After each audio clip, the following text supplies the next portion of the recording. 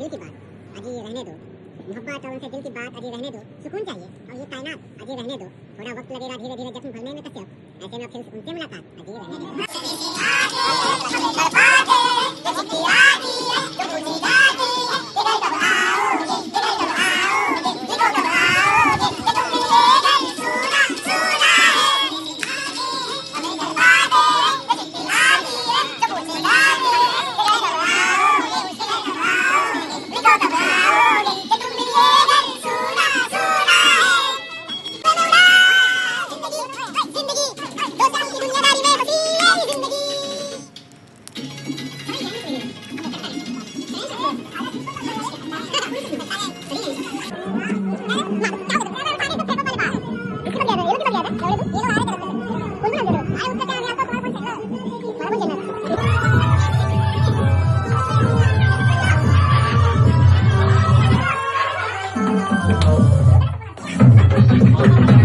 Thank you.